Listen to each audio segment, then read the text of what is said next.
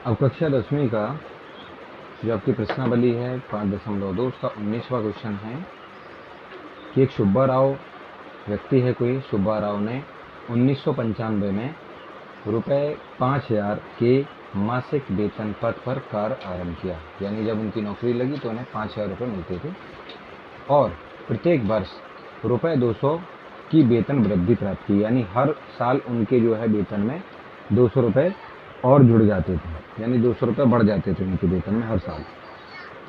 किस वर्ष में उनका जो वेतन है वो 7,000 रुपये हो गया। यानी कि हमें ये बताना है कि कितने साल के बाद कौन से वाला वर्ष है, कौन सा वाला साल है जिसमें जाकर उनकी जो वेतन है वो 7,000 रुपये हो जाएगी। ऐसे ही धीरे धीरे अगर उनकी बढ़ती गई, यानी हर साल अगर वो 200 रुपये हर साल उनके बढ़ते हैं तो किस प्रकार से उनके जो कौन से वाले वर्ष में जाकर उनकी जो वेतन है वो 7,000 हो जाएगी। जैसे कहने का मतलब ये है, उन्होंने ये कहा कि उनकी जो 1995 में उनकी जो वेतन थी वो कितनी थी, 5,000। 1996 में कितनी हो जाएगी, 200 रुपये बढ़ गई, यानी 5,200। फिर अगले साल यानी कि आपके 1997 में उनकी जो वेतन हो जाएगी 200 रुपये और बढ़ जाएगी। इसी तरीके से आपके 1998 200 रुपये और बढ़ जाएगी। यानी ऐसे ही बढ़ती जा रही है वेतन उनकी, इसी प्रकार से बढ़ती जा रही है और एक समय पे जाके वो हो जाती है 7,000।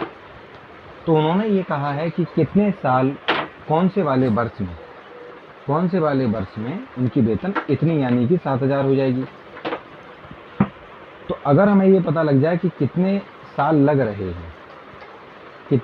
रहे हैं उनकी वेतन को 7,000 होने में, तो हम आसानी से बता पाएंगे कि उस कौन सा वाला वो वर्ष है, कौन सा वाला साल है, उसका नाम भी हम यहाँ पर बता देंगे। उतने ही साल हम इसमें क्या करेंगे, 1995 में जोड़ देंगे तो हमारा वो साल निकल आएगा जिस साल में जाकर उनकी जो वेतन है वो 7,000 रुपये हो जाएगी। तो उसके लिए मैं करना क्या होगा, उसके लिए करना ये होगा कि ये जो 7,000 है इस तरीके से देखो, क्योंकि ऐसे हमारे पहले साल उनकी वेतन इतनी थी, दूसरे साल इतनी थी, तीसरे साल इतनी है, चौथे साल इतनी है, ऐसे ऐसे करते करते 7,000 कौन से साल में हो जाने वाली है। यानी अगर हम देखेंगे तो ये एक तरीके की हमारी एपी बन रही है। यानी इस वाले को अगर हम पहला पद मानते हैं, इसको दूसरा पद मानते हैं, इसको तीसरा पद मानते हैं, इसको चौथा पद मानते हैं और इस तरीके से ये चले जाएं, इसको हम ए एन मान लेंगे और ए एन के स्थान पर इसको रख के इसमें एन की वैल्यू को हम निकाल लेंगे और हमारे जब एन की वैल्यू निकल आएगी तो इसका मतलब ये हो जाएगा कि ये कौन से वाले पद पे है, यानी कितने साल बाद उसकी जो वेतन है वो 7,000 रुपये हो जाने वाली है। अब ये एपी क्यों है, एपी इसलिए है क्योंकि इसमें हर साल में 200 रुपये का ही अंतर हमें देखने को मिल रहा है हर साल में। अगर यहाँ पर भी देखिए आप 5,200 में से आप 5,000 कम कीजिए, 200 आएंगे। 5,400 में से आप 5,200 कम कीजिए, आपके 200 ही प्राप्त होंगे। यहाँ पर भी आप अगर निकालेंगे डी की वैल्यू को 5,600 में से अगर आप 5,400 को कम करते हैं तो भी आपका जो है 200 आ रहा है। तो इसी तरीके से ही तो हम चेक करते हैं कि कोई भी हमारी ये जो संख्याएँ ये जो दी गई हैं श्रेणी में जो दी गई हैं वो आपकी एपी है क्या नहीं। तो यहाँ पर हमारा जो डी है वो सब आपका जो है बराबर है, 200 सभी में प्राप्त हो रहा है। तो यहाँ कहने का मतलब ये है कि अब आपको जो है निकालना है ए एन। तो ए एन है कितना हमारा, वो है आपका 7,000। ए एन हमारा 7,000 है। ए एन को अगर निकालना चाहते हैं तो उसके लिए हमें फॉर्मूला लगाना होगा। फॉर्मूला क्या होता है, ए प्लस एन माइनस 1 बी बराबर 7,000। हमें करना क्या है, हमें ए की जगह पर ये जो ए है उसमें पहला पद लिखना है, उसके स्थान पर हम अपने 5,000 को लिख देंगे। एन के स्थान पर हमें निकालना है कि ये कौन से वाले नंबर पे हैं हमारे ये जो 7,000 है, तो उसकी जगह तो हम कुछ नहीं लिखेंगे। डी हमारा क्या है, 200 है, क्योंकि इनमें अंतर कितने का है, 200 का है। आप ए2 में से ए को आप घटा के यहाँ चेक कर लेंगे, ए2 में से ए को घटाएंगे, यानी ए2 आपका कितना था, ए2 था आपका 5,200। उसमें से अगर हम 5,000 को कम कर लेते हैं तो आपका जो ए है ये निकल के आ गया और इसको हम क्या बोलेंगे, डी। इसी को हम क्या बोलेंगे, डी बोलेंगे और डी हमारा 200 हो जाएगा। तो इस डी के स्थान पर हम क्या लिख देंगे, अपना 200 लिख देंगे। चलो उसको हम नेक्स्ट पेज पर सॉल्व करते हैं।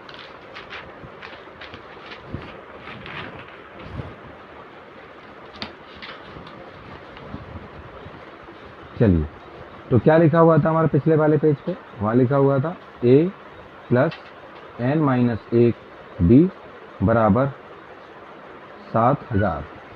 ए हमारा हमने 5000 लिखा हुआ है हमारा, n हमें निकालना है और जो d है वो हमारा 200 है और इधर हमारा 7000। इस 5000 को पहले हम उधर भेज देंगे। इस 7000 के साथ ये जो 5000 है वो घटाने में पहुंच जाएगा। इधर क्या क्या बचा रहेगा, n माइनस 1 200। इन दोनों को जब हम घटाएंगे तो आपके आएंगे 2000। n माइनस 1 और 200 इसके साथ अभी भी गुणा में ही है। इस 200 को हम इधर भेज देंगे। इस 2000 के साथ इसको हम भाग में भेज देंगे क्योंकि अभी ये इसके साथ इधर गुणा में था ये 200। और यहाँ क्या बचा रह जाएगा, n माइनस 1। इस 200 में से एक जीरो से एक जीरो, एक जीरो से एक जीरो और 2 से 20 को काटेंगे तो आपका 10 आ जाएगा। तो n माइनस 1 बराबर 10 आएगा और n बराबर 10 प्लस 1 यानी n बराबर आपका आ जाएगा 11।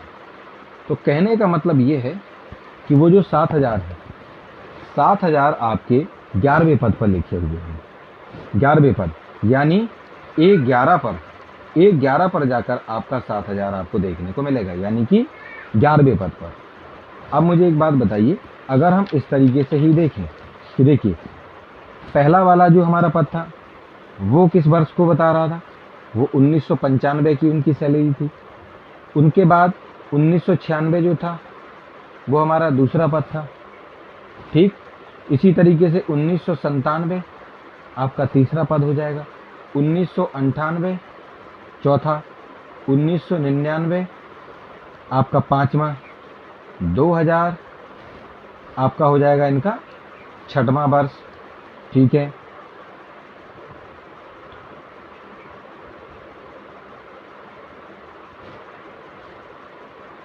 यह हम लिखे लेते हैं 2001, 2002, चलो 2003, 2004, 2005 और 2006। देखो ये पहला पद, दूसरा, तीसरा, चौथा, पांचवा, छठवां, सातवां, आठवां, नौवां, 10वां, 11वां। 11वां कितना लिखा हुआ आपका 2005, इसको लिखने की जरूरत नहीं है। यानी प्रथम वर्ष, दूसरे वर्ष, तीसरे वर्ष, चौथे वर्ष, पांचवें, छठवें, सातवें, आठवें, नौवें, 10वें, 11वें। तो 11वें पद पर क्या दिखाई दे रहा है 2005। यानी ये जो आपके 7000 हैं वो जाकर उनके 2005 में जाकर उनकी जो वेतन है वो कितनी हो जाएगी, 7000 रुपये हो जाएगी। तो वर्ष 2005 में उनकी वेतन 7000 रुपये हो जाएगी।